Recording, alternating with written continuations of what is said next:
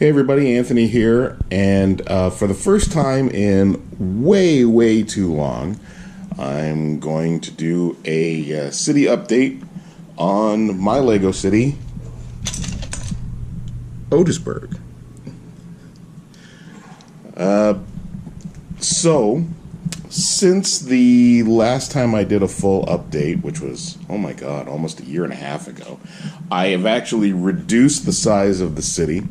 Took out a couple of tables, and because I had a lot of dead space, I still have dead space, that's the thing.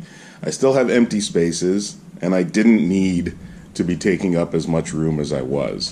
One of the things that I've been doing lately is getting ready to, finishing the street level, and getting ready to elevate everything, and put the train back as a subway underneath.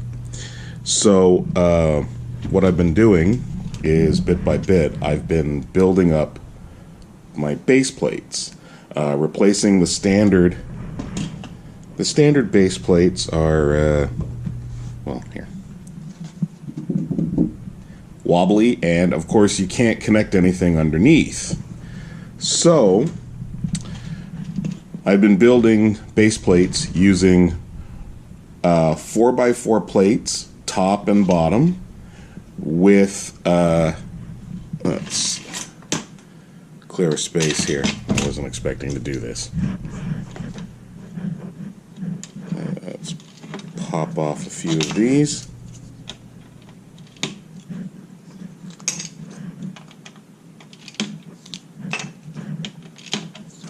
There we go. With 2x2 bricks in between and 1x4s along the edge, so that I can place each of the modular buildings on top of a sturdier base plate, and then when I'm done with the street level, I will elevate everything. And now I've created a mess. Yoink. Each of the base plates is connected to each other. Instead of using the Technique pins that come with each of the modular buildings, I'm using street lamps at each corner, and there we go, and I'll fill these pieces in as I have over here. Tile them up. So that's what's being done with the entire city, the street level as a whole. So this end of the city, which my city needs a good dusting, so please forgive me. And not everything is completely staged, as it will be once the street level is done. I'll take all the vehicles and all the minifigures out and start fresh and place everything where I want everything to be placed. But this end of the city is the residential section with the townhouse that comes with the pet shop.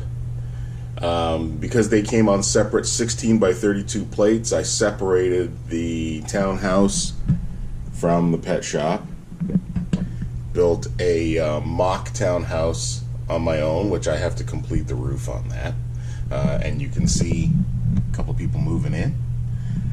Then the detective shop, the detective's office with the pool hall and the barber shop, the fire hall, and the pet shop, which, as you can see from the window, Dr. Jones Animal Care. I took the interior of the veterinary clinic that comes with the corner garage here and moved it to above the pet shop. Thought it was more appropriate, so I could turn the second floor here into an apartment rather than have a veterinary clinic above a garage. It seemed weird logically.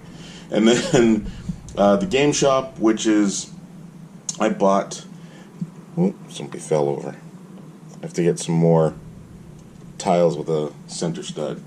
The game shop, I bought the plans for online, and that was my first mock building for the city. And it will always remain in this position in the city, no matter what else I shuffle, because of the Mario mural. There's no point in having it if you're not going to be able to see it, right? So, a few vehicles on this street, garbage truck, the Cadillac, the pink Cadillac that comes with the downtown diner, the truck from the Spider-Man Homecoming set with the weapon inside. I have to get some stickers for the side of this. This was a gift from a friend of mine who didn't need it for his city. Bus that I made as a mock from plans that came with it was a downtown set that Lego put out a few years ago, and I just they all the plans for everything Lego has practically ever done are available on their website. So I found the plans, bought the parts on Bricklink, and made my own bus. Then the RV with the canoe on top, Brick Bank, the Scooby-Doo Mystery Machine, and Mustang from the Speed Champion set. Here's a thing I did, a couple of things I did. A section of cobblestone. When I was pacing out the new city, when I was laying out the new city, I realized that I could add some more space. And I did that in two ways. I used the extra space in two ways. One is this bit of cobblestone, which in a different video I will I'll take this out and I'll show you how it's built. It's obviously it's bricks laid on their side, and the other way I did that was this, in between the assembly square and the cinema, the Palace Cinema. I'm adding an alley, and it's hard to see in there, but I added a side door to the theater, and I'll add a canopy onto there above it, and then I'll replace some bricks so that I can add some vines and stuff to the walls. So that'll get tricked out. Back over here, the start, it's not secure in place yet, but the start of a Lego store mock based on the little two-story two-story facade that they put out as a set.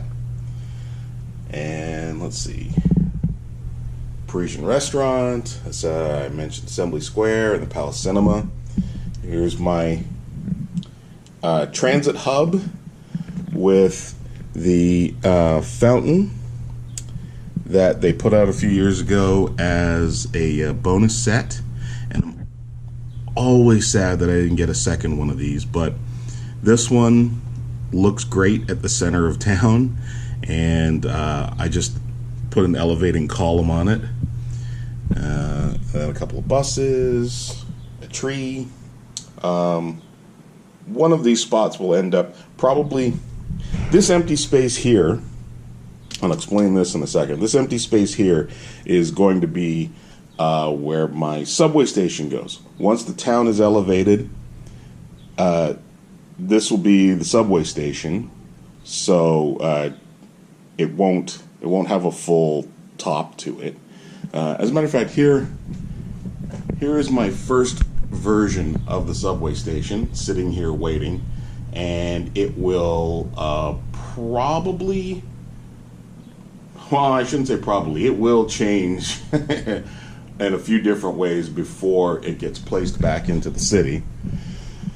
But that's where this is going to go, and I'll probably have some line the top of it with some trees, as well as the entrance to the subway.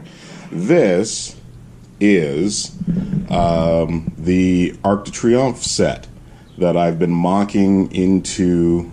I'm not quite happy with it yet. It needs some work. I've been mocking it into something like the Prince's Gates here in Toronto. down at the Canadian National Exhibition Grounds. It's weird to say Canadian National Exhibition Grounds. Everybody here in Toronto just calls it the X or the C&E. So, but I'm trying to mock that into something similar.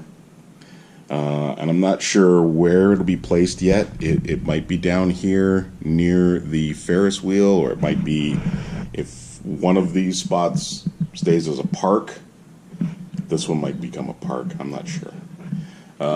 This empty space here is going to be where my skyscraper goes. If you follow Woodles on Instagram, he builds fantastic mock skyscrapers. He calls it the Wasabi District, and that's 505 Wasabi. You can look up that hashtag on Instagram.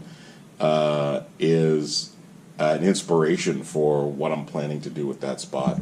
This, of course, is a temporary spot. This is my mock of the 3-in-1 Creator deli that came out a couple of years ago. Put that back in. And then we get into empty space and spaces that I haven't finished the base plates for. And I have to tell you about the road base plates and admit the crime I'm committing. With each of the road base plates, I'll take this back. What I'm actually doing, there we go, is I'm cutting the corners of the base plate so that I can, sit it upon the top of my 4x4 plates and 2x2 bricks, and then use tiles to popped it up. Now it's going to be a problem to put back, to lock it into place,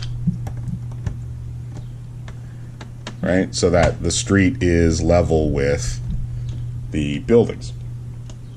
So I have this set of street plates to do still, and I have to redo the bottom of the Emporium, because the Emporium is currently, I don't want to pick it up, but the Emporium is currently not sitting on 4x4 plates. It's actually sitting on a 32x32 non-Lego base plate. I tried out some non-Lego base plates, kind of like this one, and I found that they are just slightly, like a millimeter too small. So once connected, they curve in. They don't sit properly, and they can't connect properly to other things. So that's why I went with the 4x4 plate idea.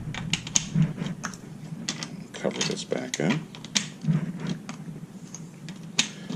So yeah, just so I'm throwing it in. Each of these is 128 4x4 plates, 64 on top, 64 on the bottom, 49 2x2 bricks connecting everything, and then the 1x4 bricks along the outside, and usually 2x2 bricks at each of the corners. So there you go. If you wanted to build them, I recommend it. So what else do we have here? Oh, popcorn cart that came out as a poly bag recently. That won't end up staying there. That'll move as the city moves, as the city is finished. And mariachi band. A car accident that I staged for one of the comic strips that I draw. And here we go. I originally had the downtown diner here, but decided to move it. So right now, I don't know what's going to go into these three spaces. Probably the Prince's Gate, somewhere here as access to the Ferris wheel. But yeah, this end of the city this is 2 rows of base plates that are open for different things.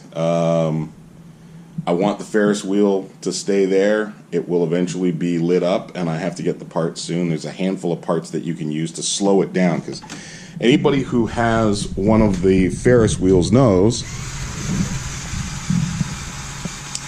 A, it's loud, and B, it's fast. Which is cool, but if you've ever been to, have you ever seen the Eye of London in England, or Orlando, Florida has one of these. Much slower moving, and I think lighting it up and slowing it down will make it really stand out. So I have to get those parts. There's a few videos on YouTube. I wish I could tell you who has done them so I could recommend them, but I'll probably put a card. I'll probably put a card onto this video at the top now. I hope I remember to do that, so that you can figure out how to slow down your Ferris wheel. Oh, and of course, here at the end of the city, the edge of Otisburg, I kept a little bit of waterfront.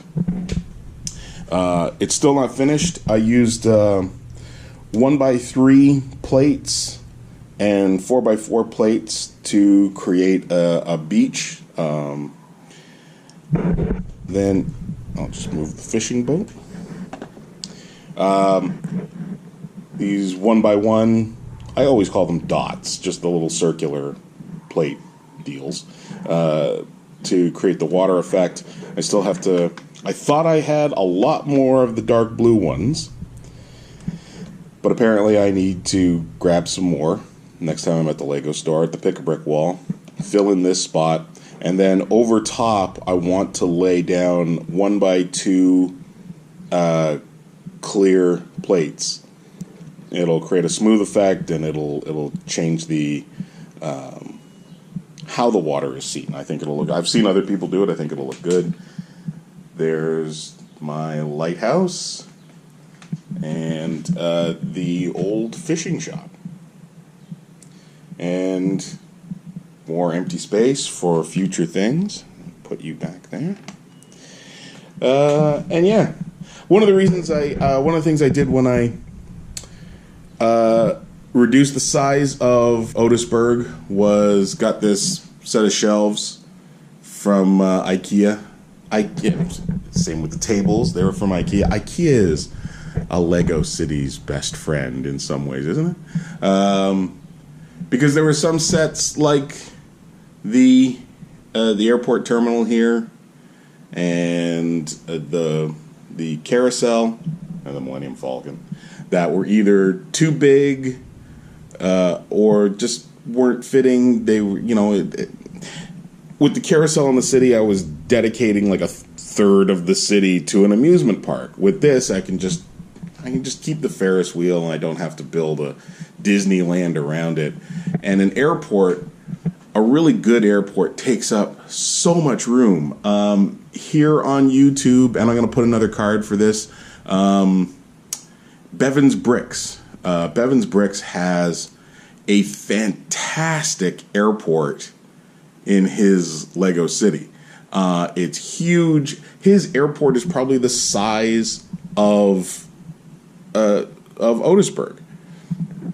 And it's fantastic, and it's very detailed, and it's amazing, but I just don't have the kind of space that he does.